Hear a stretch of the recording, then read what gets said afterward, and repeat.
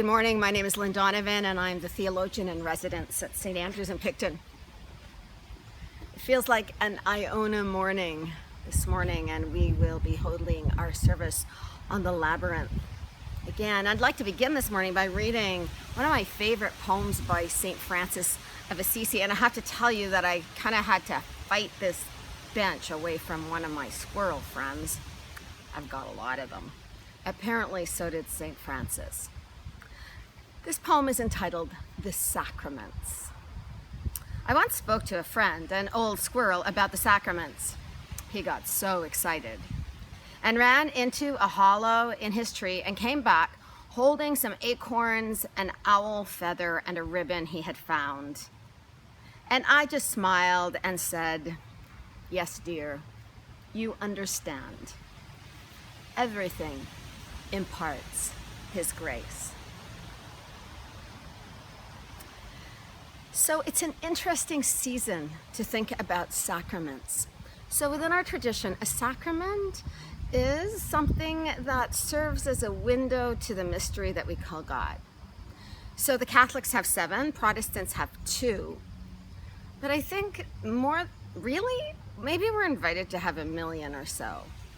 So for me at this time of year, and I suspect that you can relate, there are so many sacramental experiences around food, particularly when we show up at the farm market. And here's an example. Concord grapes.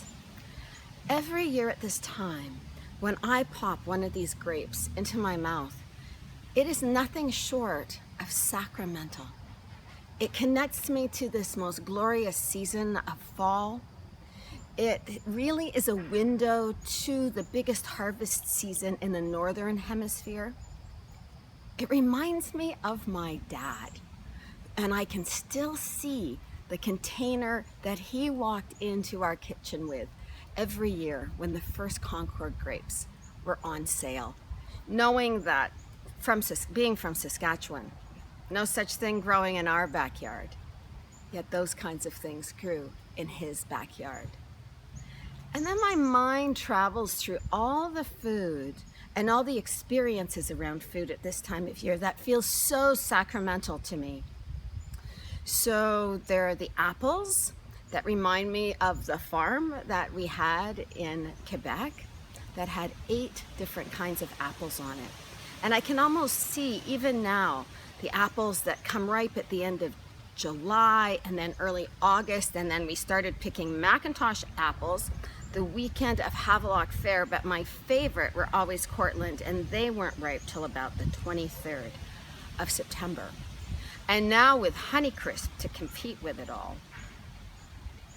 Nothing but sweet, both to the taste, but also to the heart.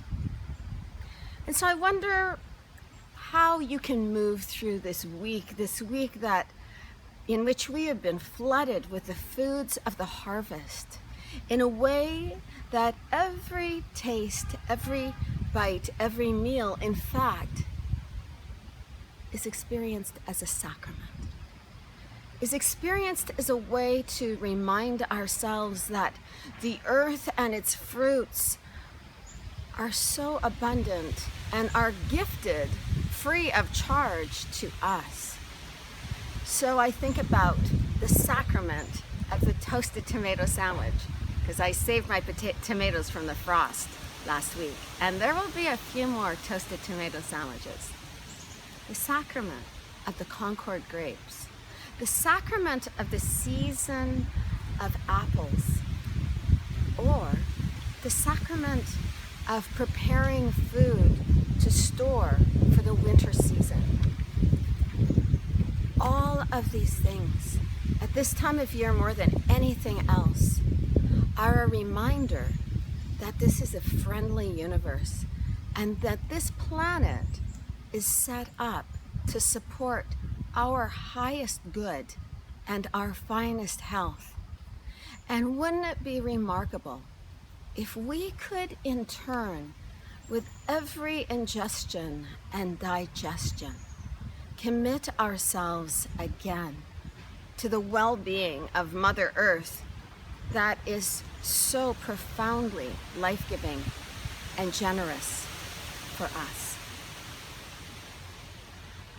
I know that some of us are experiencing right now that sense of anxiety as we prepare to go into the darker nights, the longer nights, and recognizing that some of our former connections as a result of this pandemic may not unfold the way they have unfolded during this season before. And so can we attend a little bit more mindfully and gratefully to all of the signs that the mystery that we call God is with us, upholding us, and has put in place a cycle of seasons to support our lives both alone and together on this planet. May we, on any given day, be able to name those things that have been portals for us to more deeply connecting with ourselves, our communities, our planet, and the entire universe.